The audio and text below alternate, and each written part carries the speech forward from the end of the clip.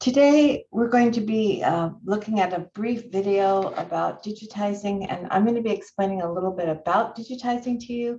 Digitizing is the process of inputting your pattern into the system, and once it's in the system, then you can manipulate it, you can grade it, you can make changes. And I'm going to go ahead right now and share my screen so we can look at a brief video together.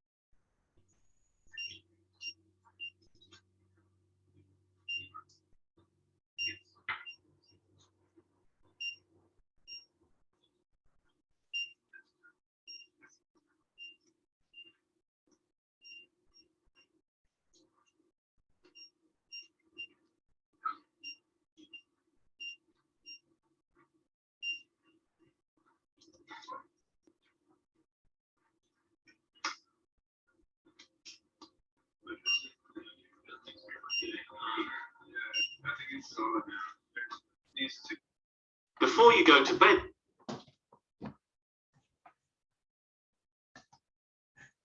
So what we saw was this woman actually knocking off a garment by digitizing it into the system. Today, as I mentioned, I'm going to actually be digitizing in the skirt. So I'm standing here at my workstation, and what you see is this table.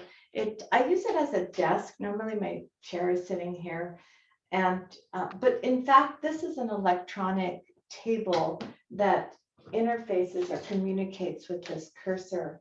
The cursor is very much similar to a mouse, except that it's proprietary. So Gerber has its own cursor.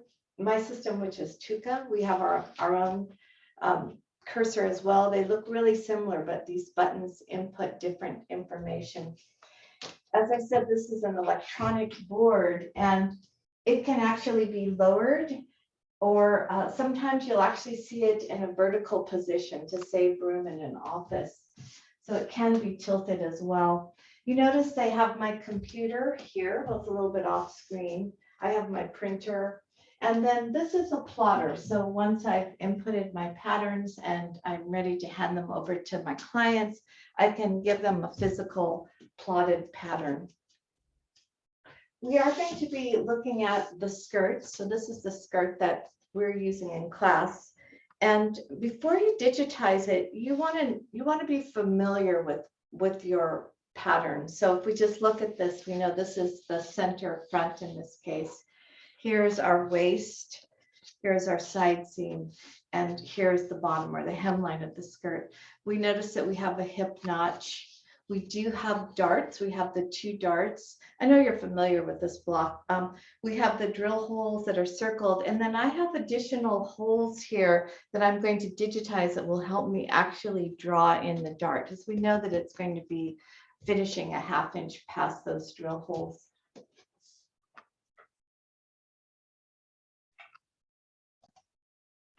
So I mentioned that I do have a computer that's actually on top of this desk of mine. And in my computer, there is a key that I purchased. So when I decided to start making computer patterns, I purchased the software. So it's related and feeds directly off of that key. It was rather expensive at the time. So many startup companies and startup pattern makers, especially if you want to start a freelance business, you'll actually just subscribe, like you'll do a monthly subscription, which is, I don't really know the price of it. I know that both Gerber and Tuka offer it, and it's going to be way more affordable for someone that's just starting out. To get started, I'm going to actually tape this pattern down. So I will be taping this so that it's entirely flat on the surface of my digitizing table. And so let's go ahead and do that. And then I want you to notice that as I set it up, I have the front or the middle of the pattern towards me, which would be on the negative Y side. And the side seam is the other direction. And let's move this a little bit so it's a better in camera. There we go, that's better. And then, so the top of the pattern is on the positive X side and the bottom of the pattern is on the negative X side. And this is because this is the way that we wrote our grade rules. And I want to just explain a few commonalities in digitizing between the different systems. So some of the commonalities are that the cursors, as I mentioned, look very similar, but these buttons have different functions. And as I digitize, I always start in the lower left-hand corner of the pattern. And I move around the pattern in a clockwise direction. And when I'm done, I have to close the piece. So I will start in the lower left-hand corner. And when I get to the end, you're going to see this as it progresses. I'll actually have like an open pattern piece and I'm going to have to close it. After I digitize the perimeter of the pattern, I'm going to then go in and digitize anything that's inside the pattern internally, such as in this case, the drill holes. When we grade corners, notches, and drill holes. And as I input, you're going to hear like a beep, and that beep is going to indicate that I'm on a corner, a notch, or a drill hole. Also, though, I have curve points that I'll be digitizing. So this hip, this skirt pattern, as you know, has like a curved hip. So just so that you'll be aware that every time you hear a beep, I'm actually pressing a button on this cursor. I'm going to go ahead now and share my screen with you so that you could watch this pattern as it's being digitized.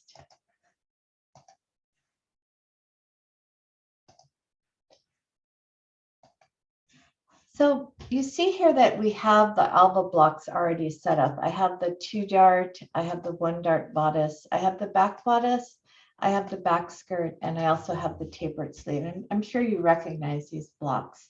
Let me go ahead and clear my screen. And I'm going to open up the digitizing window and begin digitizing. So I will start in the lower left-hand corner. And I'm now digitizing in the hemline. And then coming straight up to the hip notch. And now I'm pressing the 3 buttons on my cursors that help create this curved hip line. Now at the side seam waist, and I'll start building my waistline now. And as I come to my first notch for the darts,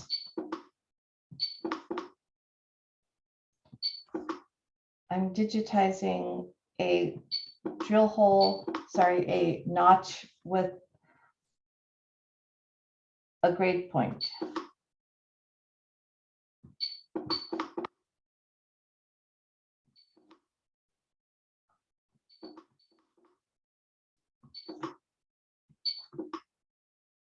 And now I'm at the center front waist, and you see how I have an open piece, and I'm going to select a 2 to close the piece.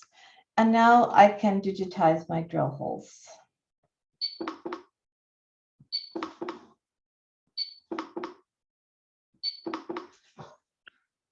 And the last thing for me is that I'm going to put in the grain line.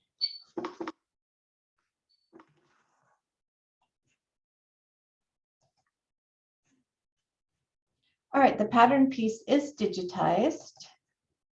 And And let's go ahead and place it onto the screen, and I'll make it a little bit bigger, a little smaller so we can see it. And once the pattern's in the system, now I can really square it up, and that's really one of the first responsibilities is to make sure that the grain line is entirely straight. So I'm going to go ahead and drag along the center front.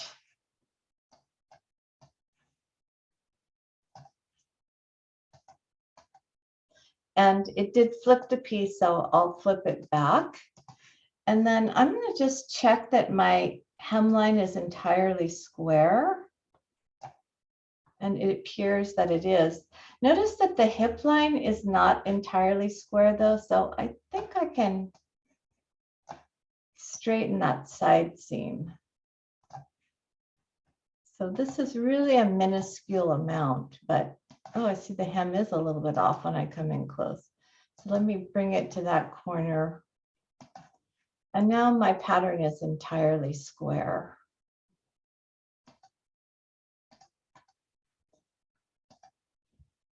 And I want to go ahead and draw in these darts. So I have a drafting tool that I can use for that.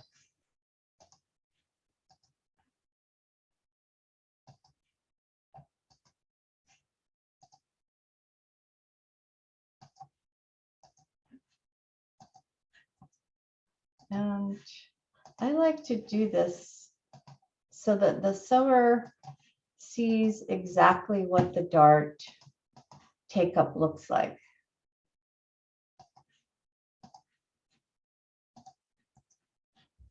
And then I don't need to have this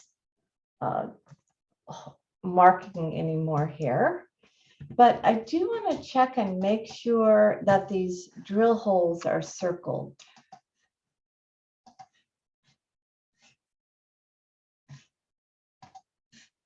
So I'm just, oops, if I can come in here and just select this drill hole, apply. And it doesn't look like it's quite centered. I'm going to just move it a little bit so that I make sure it's right in the middle of that dart point area. I don't even think it's a, let's try a 16th and see if that's, oh yeah, we only needed to move it a 32nd of an inch. That should work. Okay, there we go. That looks pretty good now.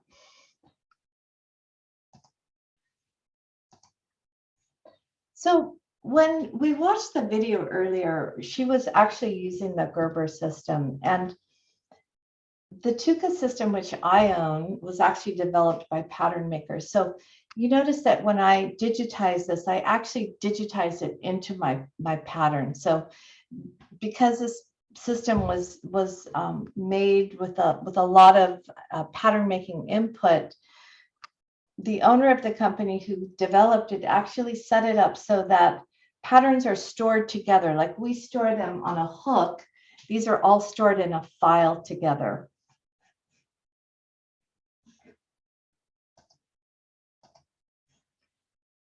But I can go ahead now and save this so that it remains in that pattern. So let me save it. I like to just, yep, save it. And I do like to overwrite it. Yeah. And I started to mention earlier the woman that was digitizing. The first thing she did was she took her cursor and she was inputting information into a card that looks like this. It was actually positioned on her table. And when she did that, she was inputting the style number and the size and some other important information as well. In Tuka, I can go ahead now and I'm going to give my piece a name. So this is going to be the front. front skirt, and I'm going to have to name it the front skirt because I have a front dart. I don't want to get these pieces mixed up. Under description, I can put in the cut amount, and this is going to be cut 1 because it's the front skirt.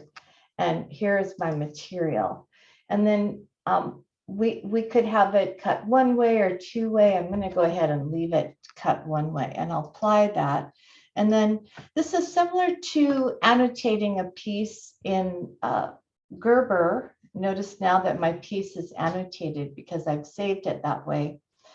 I'm going to go ahead now and place this on the grain line, on the fold line, I should say. And then we only need to see a half a piece. So again, similar to Gerber now, we have the dotted line that's indicating the center front. I'd like to put some notches on here. I'm going to put a notch on the hemline. And I'm also going to add a notch here on the side seam. And something else that's important is these lines that were drawn for the dart, when this prints out, I want to make sure that they're sew lines. So if I had left it draw lines, they would be solid lines, and perhaps the cutter might think that he needed to actually cut those darts out. So I'm going to make sure these are sew lines, and it does look like they are. Another thing that I can do now that this pattern is in the system is I can add the seam allowance. So let me look at the back skirt. The back skirt actually already has the seam allowance. I'm pretty sure it's 1 inch. Let me just double check. Yes, it's 1 inch seam allowance. Delete this.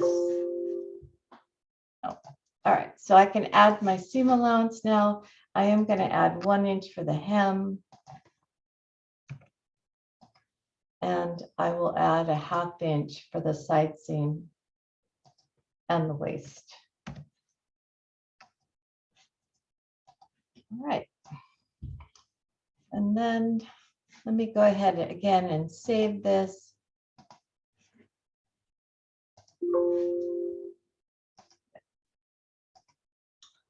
All right. I can hide seam, or I can show my seam. And I can also put the seam line on the outside, or I can leave it on the inside. So right now, as I work on this, I'm going to just hide the seam. I'm going to leave the seam allowance on the outside and hide it because I want to grade this with you. So to start, I'm going to go ahead and add my sizes. So this is a size 8. I want to add a size 6 and 10, 12, 14, and 16. So Gerber has actually come up with a nice way of creating a grade rule table, and it's a sort of slick way of grading things, and that works really well, especially if you're an established company that uses the same grade rules over and over. Most pattern makers that I know, especially freelance pattern makers, we work for a lot of different companies. So we use a lot of different grade rules. And I'm going to be grading this point by point. And I want to show you how I do it in Tukatech. And just know that every system that you work with has its own method of accomplishing the same outcome. And there's like different roads that lead to the same to the same end, basically. So let me go ahead and I'm going to show you how I grade this skirt point by point. So I am going to do the normal 2-inch grading, and I'm going to start with the side seam. And 2-inch grade, we know we need to add a ½ inch to the side seam. So I'll put in -0.5 for the smaller size, and it's going to be a positive 0.5 because it needs to grow and get bigger. So it's a ½ inch per size.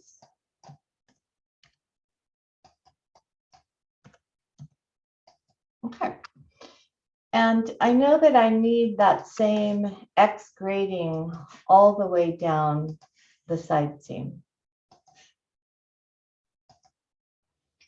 And I'm going to have my skirt grow a 1/2 inch per size. So I know that at FITM, our standard grade rule is 1/4 for the length grade, but I'm going to go ahead and do a 1/2 inch in the length. So we have a little more significant amount. So as it gets bigger now, it'll be growing in the negative X direction.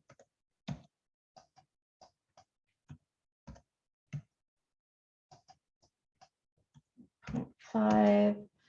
And then, of course, I need to have that be the same amount all the way across the bottom of the hem.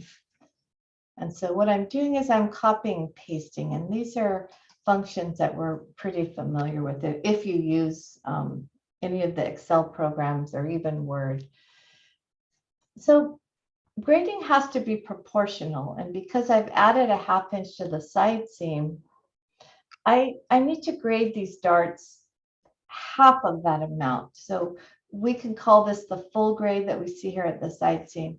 We're going to do the half grade for the darts. It's going to look a little bit messy until I get to the end of it. I think I'll start on the dart that's closest to the center. So for the size 6, it's going to need to move in the negative Y direction, 0.25. And then as it gets bigger, it will move in the positive Y direction, 1/4 inch.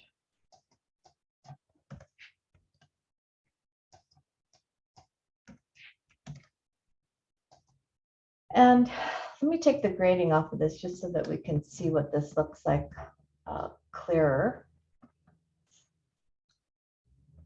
There we go. So this is graded. Let me go ahead and copy that to all the points of the dart.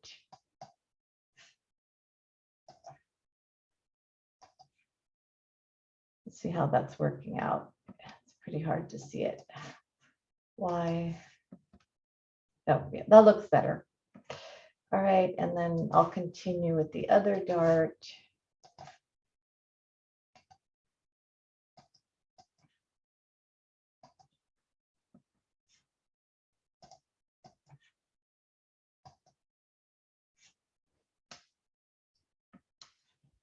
Let me come in close and make sure.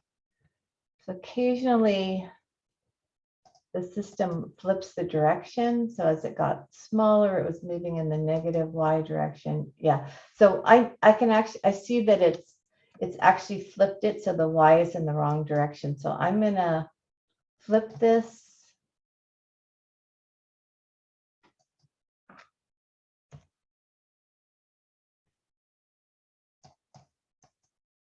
Flip all the sizes.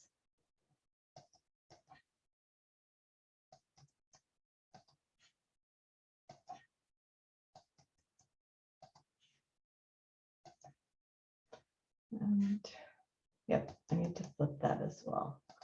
And now let's see what these darts look like. Okay, yep, now this looks better. I can see that the yellow, which indicates the smallest size, is moving towards the center, and the blue, which is the larger size, is moving away from the center. I do want the dart to grow, so I'm going to have it grow 1/8 inch. So it's going to move in the positive X direction as it gets smaller, and move in the negative 0.125 as it gets bigger.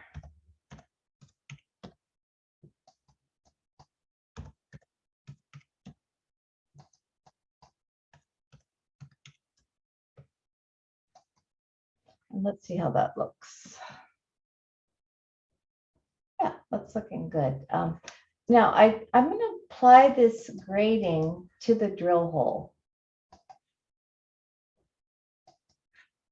And so I'm doing copying and paste. And then, yeah, that looks really good. I'm going to copy this grade rule from one dart to the other dart tip, Ooh, something went wrong, huh? Let's see, I need to, so that should be positive X and negative Y for the smaller sizes. Positive X and negative Y. So let's flip. Yep, that's good. And now I'm going to also copy the same grading onto this drill hole and paste it. Get it.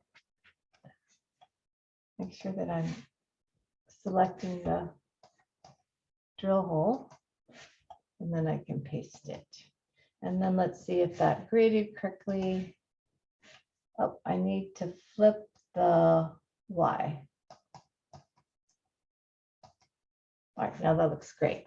All right, so there's one other thing that I see that I need to grade, which is that this hip knot should move down. So if I added a 1/2 inch at the hem, I would like to drop this hip 1/4 inch. So the small size is going to move in the positive X direction and negative 0.25 for the larger sizes.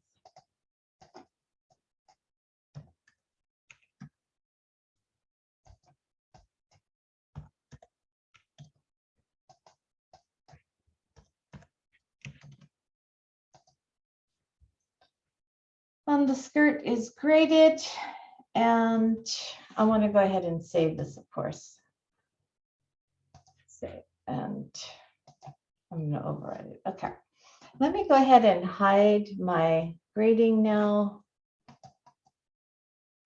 Hide my grading. And there is something that I sometimes will annotate onto my pattern piece, which is that just telling the sewer to sew the darts a 1/2 inch past the drill hole. Stitch darts.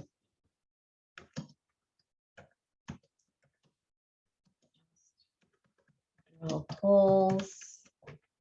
And I think if I put that angle at -90, that's good.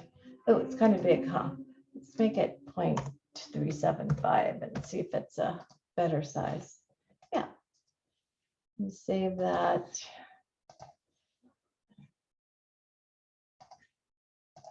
I'm going to put another piece of information on here regarding the drill holes, which is that the drill holes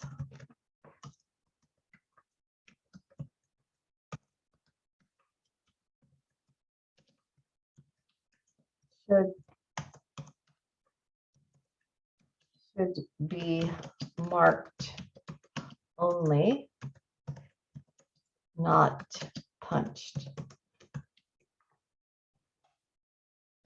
And we'll try that at 0.375 as well. Oh, -90.